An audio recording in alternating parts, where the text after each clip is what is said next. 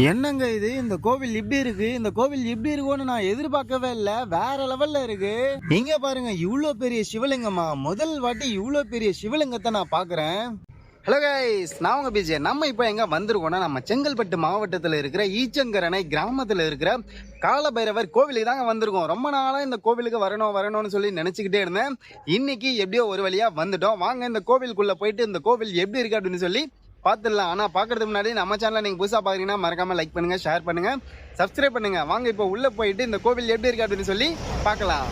இவரால் தான் நம்ம இப்போ இந்த கோவிலுக்கே வந்திருக்கோம். வாங்க அப்படியே ரெண்டு பேரும் சேர்ந்து உள்ளே போயிட்டு கோவில் எப்படி இருக்குது அப்படின்னு சொல்லி பார்த்துட்டு வரலாம். நம்ம இந்த கோவிலுக்கு எப்படி போகணும் அப்படின்னா, மகேந்திரா வேர்ல்ட் சிட்டி எல்லாருக்குமே தெரிஞ்சிருக்கும். அந்த சிக்னல்லேருந்து அப்படியே மகேந்திரா வேர்ல்ட் சிட்டிக்குள்ளே வந்து தான் இந்த கோவிலுக்கு ரீச் ஆக முடியும். கரெக்டாக இந்த சிக்னல்லேருந்து பார்த்தீங்கன்னா 6 கிலோமீட்டர் டிஸ்டன்ஸில் தான் இந்த காலபைரவர் கோவில் இருக்குது. வாங்க அப்படியே உள்ளே போயிட்டு போகலாம். ஆனால் நம்ம இந்த கோவிலுக்கு போனோன்னா நம்ம ஓன் வெஹிக்கிளில் வந்தால் ரொம்ப ரொம்ப ஈஸியாக இருக்கும். ஏன்னா பஸ் அவைலபிளாக இருக்கும். ஆனால் பஸ்ஸு சில டைமிங்ஸில் மட்டும்தான் அவைலபிளாக இருக்குது. அதுவும் அஞ்சூர் வரைக்கும் தான் போகும். அங்கேருந்து திரும்பவும் நம்ம நடந்து போகிற மாதிரி இருக்கும். இல்லைன்னா நம்ம ஆட்டோ புக் பண்ணி கூட இந்த கோவிலுக்கு வரலாம். ஆனால் ஆட்டோ வந்து கொஞ்சம் அதிகமாக காஸ்ட் கேட்பாங்க. ஏன்னா இது வந்து யாருமே ரெகுலராக ஆட்டோ வராது.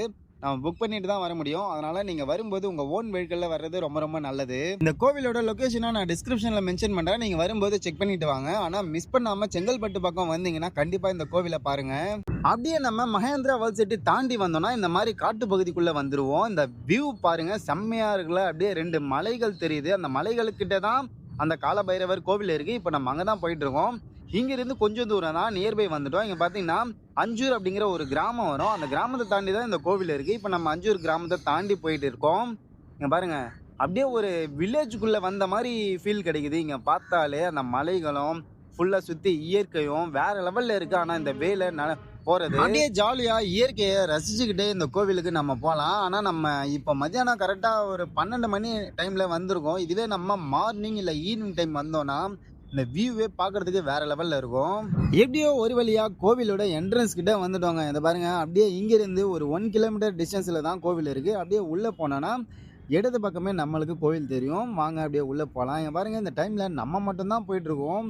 யாருமே இல்லை கோயிலில். ஆனால் நிறைய பேர் இருப்பாங்க. இந்த வேலை நம்ம மட்டும்தான் போயிட்டுருக்கோம். எப்படியோ ஒரு வழியாக கோவில்கிட்ட வந்துட்டோங்க. இதை பாருங்கள், குன்னவாக்கம் முதல்நிலை ஊராட்சி ஸ்ரீ மகா பைரவர் ருத்ரா ஆலயம் ஈச்சங்கரணை கிராமம் அப்படின்னு சொல்லி மென்ஷன் பண்ணியிருக்காங்க. இதை பாருங்கள், கோவிலோட என்ட்ரன்ஸு எவ்வளோ பெருசாக இருக்குது அப்படின்னு சொல்லி பாருங்கள். பார்க்கிங் ஏரியாவே வேறு லெவலில் இருக்குது. இங்கே வர்றது எல்லாமே காரு, பைக்கு இல்லைன்னா டூரிஸ்ட் பஸ்ஸஸ் தான் நிறையவே இருக்குது. மேல்மருவத்தூர் போகிறவங்க எல்லாருமே இந்த கோவிலை பார்த்துட்டு தான் போவாங்க. ஆனால் இங்கே இப்படி ஒரு கோவில் இருக்குது அப்படிங்கிறதே நிறைய பேருக்கு தெரியாது. அங்கே பாருங்கள், அந்த மலைக்கு கீழே வேறு லெவலில் இருக்குது இந்த கோவில் பார்க்குறதுக்கே. அந்த டிசைன் செம்மையாக பண்ணியிருக்காங்க. அப்படியே உள்ளே வந்துட்டோம். இங்கே பாருங்கள், நந்தி ரொம்ப அழகாக சிவலிங்கத்துக்கு பாலாபிஷேகம் பண்ணுது. பார்க்குறதுக்கே இந்த பிக்சர் ரொம்ப சூப்பராக இருக்குது. இங்கே பாருங்கள், ஸ்ரீ பைரவர் வீடு அப்படின்னு சொல்கிறாங்க இந்த கோவிலை.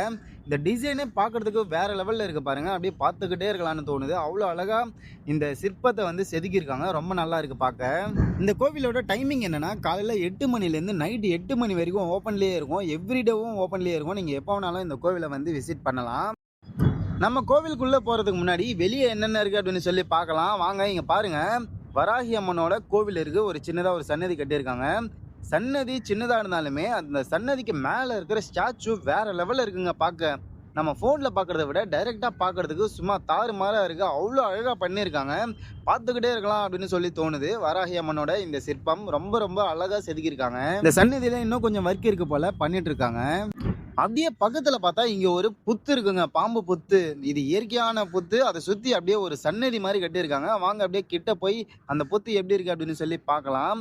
ஆனால் உள்ளே பாம்பு இருக்கா இல்லையான்னு சொல்லி தெரியல. ஆனால் நார்மலாக ஒரு புத்துனா அதுக்கு அந்த பாம்பு உள்ளே போகிறதுக்கான வழி இருக்கும்ல. இதில் வழியெல்லாம் எதுவுமே இல்லை. ஃபுல்லாக ஒரு அப்படியே ஒரு மலை மாதிரி இருக்குது. ஆனால் இது இயற்கையாக ஆனது அப்படின்னு தான் பக்கத்தில் இருக்கிறவங்க கேட்டதுக்கு சொன்னாங்க. அதை சுற்றி அப்படியே நாக சிலைகள் அப்படியே சுற்றி வச்சு கட்டியிருக்காங்க. ரொம்ப அழகாக இருக்குது இது பார்க்குறதுக்கு. அவ்வளோ அற்புதமாக கட்டியிருக்காங்க. அப்படியே ஒரு சின்ன மண்டபம் மாதிரி ஒரு சின்ன சன்னதி மாதிரி கட்டியிருக்காங்க. பார்க்க ரொம்ப ரொம்ப நல்லா இருக்குங்க. அப்படியே இங்க பாருங்க, இந்த கோவிலோட சுத்தி இருக்கிற இந்த செவரியை எவ்வளவு பிரம்மாண்டமா கட்டியிருக்காங்க அப்படின்னு சொல்லி. ஒரு சிவலிங்கமும் தனித்தனி சன்னதியில இருந்தா எப்படி இருக்கும் அந்த மாதிரி இந்த கோவில் ஃபுல்லா சிவனுடைய லிங்கத்தை வச்சிருக்காங்க. ஃபுல்லா சுத்தி இந்த சிவலிங்கங்களுக்கு நடுவுல ஒரு சூலமும் வச்சிருக்காங்க. இதை பார்க்கவே ரொம்ப அற்புதமா இருக்கு. இங்க பாருங்க, எவ்வளோ அழகா இருக்கு அப்படின்னு சொல்லி. இந்த கோவில்ல குரங்கு கூட இருக்கு. இங்க பாருங்க, குரங்கு 2 குரங்கு உட்காந்து அப்படியே சைலண்டா உட்காந்துருக்கு நிழல்ல. இங்க பாருங்க, ஒவ்வொரு சிவலிங்கமும் அவ்வளோ அற்புதமா இருக்கு. எல்லாமே ஒரு சன்னதி போல தெரியுது பார்க்கும்போது. இப்படி இந்த கோவில் ஃபுல்லா அந்த செவுரு சுத்தி இருக்கு. அப்படியே கீழே பார்த்தோம்னா சிவனுடைய வாகனமான நந்தியும் நாயோட சிற்பமும் இங்கே வடிவமைச்சிருக்காங்க. அப்படியே இந்த செவுரே வேற லெவல்ல பண்ணிருக்காங்க. இதை பார்க்கும்போதே நம்மளுக்கு உள்ள எப்படி இருக்கும் அப்படின்னு சொல்லி ஒரு ஆர்வத்தை தூண்டுது. வெளியவே இப்படி பண்ணிருக்காங்கன்னா உள்ள வேற லெவல்ல இருக்கும் போல. வாங்க அப்படியே உள்ள போய் பார்க்கலாம். நீ பாருங்க, இந்த குரங்கு சேட்டை உச்ச குரங்கா இருக்கு. எப்படி படுத்துன்னு இருக்கு பாருங்களேன். அப்படியே ஒரு காலை தூக்கி சிவலிங்கத்துக்கு சப்போர்ட்டா வச்சுட்டு அப்படியே ஸ்டைலா படுத்துக்கிட்டு ஏதோ சாப்பிட்டுட்டு இருக்கு. எவ்வளோ சேட்டை உச்ச பையனா இருக்கான் பாருங்களேன். இவன் எவ்வளோ ஸ்டைலிஷாக சாப்பிட்றான் பாருங்களேன். அப்படியே எப்படி படுத்துக்கிட்டு. நீ பாருங்களா, அது நினச்சா கையால் பிடிச்சி கூட உட்காந்து சாப்பிடலாம். ஆனால் அது எப்படி பண்ணுது பாருங்களேன். காலை சப்போர்ட்டாக வச்சுக்கிட்டு அப்படியே ஜாலியாக தலைகீழ படுத்துக்கிட்டு தான் சாப்பிடுவேன்னு சொல்லி சாப்பிடுது. வாங்க, இது வரைக்கும் வெளியே எப்படி இருந்தது அப்படின்னு சொல்லி பார்த்தோம். இப்போ கோவிலுக்குள்ளே எப்படி இருக்குது அப்படின்னு சொல்லி பார்க்கலாம். இங்கே பார்த்தீங்கன்னா நம்ம உள்ளே வந்துட்டோம். உள்ளே வந்ததுமே பைரவர் வீடு அப்படின்னு சொல்லி இந்த ஒரு ஆர்ச்சியை ரொம்ப அழகாக கட்டியிருக்காங்க பாருங்க. சென்டரில் பார்த்தோன்னா அன்னபூரணி அம்மன் இருக்காங்க.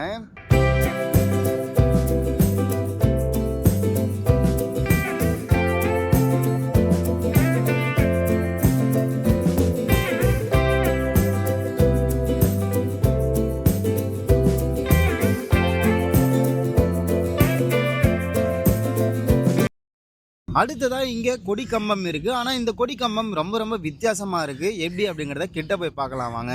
அப்படியே இங்க பாருங்க, உள்ள இந்த கொடி கம்பத்தை சுத்தி நிறைய காயின்ஸ் வந்து ஒட்டி இருக்காங்க வேண்டிக்கிட்டு. அது மட்டும் இல்லாம வெளியே பாத்தீங்கன்னா ஊதுவத்தி விற்பாங்க. அந்த ஊதுவத்திய எடுத்துன்னு வந்து வேண்டிக்கிட்டு கீழே பார்த்தோம்னா அப்படியே ஊதுவத்தி பிளேஸ் மாதிரி ரெடி பண்ணி வச்சிருக்காங்க. அதுல குத்தி வேண்டிக்கிறாங்க. இது வந்து நினைக்கிறது நடக்கும் அப்படிங்கிறது தான் மக்களோட நம்பிக்கை. அதனாலதான் நிறைய பேர் இந்த மாதிரி பண்றாங்க. நீங்களும் வந்தீங்கன்னா உங்களுக்கு நிறைவேறாத ஆசை இருந்ததுன்னா நீங்களும் ட்ரை பண்ணி பாருங்க. அடுத்தது இப்போ நம்ம அப்படியே தரிசனம் பண்றதுக்காக போறோம். உள்ள வீடியோ எடுக்கிறதுக்கு அலோடு இருக்கா இல்லையான்னு சொல்லி தெரியல. வாங்க உள்ள போய் பார்க்கலாம் உள்ள எப்படி இருக்கு அப்படின்னு சொல்லி. நானும் இதான் முதல் வாட்டி இந்த கோவிலுக்கு வரேன். அதனால எனக்கும் எப்படி இருக்கும் அப்படின்னு சொல்லி தெரியல. உள்ள போய் பார்த்தா தான் தெரியும். இங்க பாருங்க, இங்க நம்ம போற வழியிலேயே பார்த்தோம்னா இங்க ஒரு சின்ன விநாயகர் சன்னதி இருக்கு. இந்த சன்னதியை பார்த்துக்கிட்டு அப்படியே தான் நம்ம தரிசனத்துக்கு உள்ள போவோம். இங்க பாருங்க, கியூ லைனே எவ்வளோ காலியா இருக்கு அப்படின்னு சொல்லி. ஏன்னா நம்ம வந்தது வந்து லீவ் டைம் இல்லை, ஃபெஸ்டிவல் டைம் இல்லை. அதனால தான் இவ்வளோ காலியாக இருக்குது. இங்கே பாருங்கள், எப்பா உள்ள இப்படி இருக்கும்னு சொல்லி நான் சுத்தமா எதிர்பார்க்கவே இல்லை. என்னங்க இப்படி பண்ணிருக்காங்க, வேற லெவல்ல இருக்கு. அப்படியே ஃபுல்லா மேல பார்த்தா அப்படியே வானம், அதுல நட்சத்திரங்கள் தெரியுது. அந்த நட்சத்திரங்களுக்கு நடுவுல சிவலிங்கம் தெரியுது. இந்த வியூ பார்க்கறதுக்கே செம்மையா இருக்குங்க. அப்படியே புல் அரிக்குது. பார்க்கும்போது வேற லெவல்ல பண்ணிருக்காங்க பாருங்க. இங்க இந்த பக்கம் சிவனும் அந்த பக்கம் கால பைரவரோட சன்னதியும் இருக்கு. ஆனா இந்த வியூ பார்க்கறதுக்கு செம்மையா இருக்குங்க. இந்த வியூ பார்க்கறதுக்காகவே நம்ம கண்டிப்பா ஒரு வாட்டியாவது இந்த கோவிலுக்கு வந்து பார்த்து தான் ஆகணுங்க. அப்படியே தரிசனம் பண்ணிட்டு வெளியே வந்துட்டோம். காலபைரவர் அப்படின்னு சொன்னாலும் சிவன் தான். ஆனா இந்த உள்ள வேற லெவல்ல இருக்குங்க. கண்டிப்பா நான் எதிர்பார்க்கவே இல்லை இந்த அளவுக்கு இருக்கும் அப்படின்னு சொல்லி.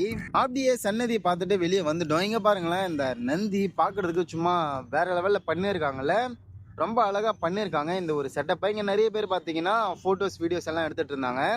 அப்படியே கீழே பார்த்தோம்னா சிவலிங்கம் மாதிரி செட் பண்ணியிருக்காங்க. அதுவும் பார்க்கறதுக்கு ரொம்ப நல்லா இருக்கு. அப்படியே பக்கத்திலேயே பார்த்தோம்னா சாமுண்டேஸ்வரி அம்மனோட சன்னதி இருக்கு. வாங்க கிட்ட போய் பார்க்கலாம் எப்படி இருக்கு அப்படின்னு சொல்லி. இங்க பாருங்க, சாமுண்டேஸ்வரி அம்மனோட சன்னதி பார்த்து வேண்டிக்கோங்க. அடுத்ததா பார்த்தோம்னா ஸ்ரீ ஆஞ்சநேய பஞ்சமுக ஈஸ்வர் பீடம் ஆஞ்சநேயரோட சன்னதி இருக்கு. இங்க பாருங்க, இந்த மாதிரி ஆஞ்சநேயரை நான் இது வரைக்கும் பார்த்ததே இல்லை. இந்த கோவில்ல மட்டும் தான் பார்க்குறேன். அவ்வளோ அற்புதமா இருக்காரு பார்க்கறதுக்கு.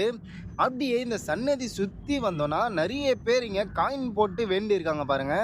எவ்வளோ காயின் இருக்குது அப்படின்னு சொல்லி. இந்த தண்ணிக்குள்ளே காயின் மட்டும் இல்லைங்க, நோட்டு கூட போட்டிருக்காங்க. அவங்களோட வேண்டுதலை நிறைவேறணும் அப்படின்னு சொல்லி நானும் ஆஞ்சநேயர்கிட்ட வேண்டிக்கிறேன். நீங்களும் உங்களோட நிறைவேறாத கோரிக்கைகள் ஏதாவது இருந்ததுன்னா நீங்களும் இந்த மாதிரி ட்ரை பண்ணி பாருங்கள். எவ்வளோ பேர் போட்டிருக்காங்க பாருங்கள். இந்த காயின்ஸை நோட் எல்லாமே போட்டிருக்காங்க. அப்படியே சுற்றி இந்த சன்னதி சுற்றி போட்டிருக்காங்க.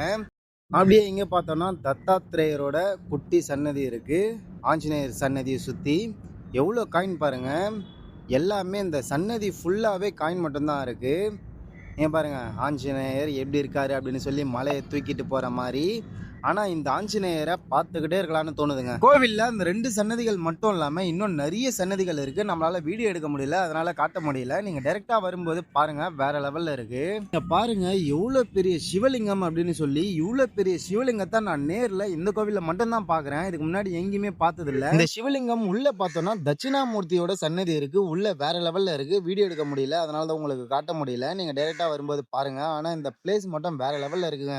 இந்த கோவிலே எனக்கு ரொம்ப பிடிச்ச பிளேஸ் எதுனா அது இந்த பிளேஸ் தான். நம்ம கையில ட்ரோன் இல்ல, இன்னும் ட்ரோன் கேமரால எடுத்தோம்னா இந்த கோவில் வேற லெவல்ல இருக்கும். வேற லெவல் எக்ஸ்பீரியன்ஸை நம்மளுக்கு கொடுக்கும். நம்ம இப்போ மொபைல்ல தான் எடுக்கிறோம், அதனால தான் இந்த கோவில் எப்படி இருக்கு அப்படின்னு சொல்லி ஃபுல்லா என்னால காட்ட முடியல.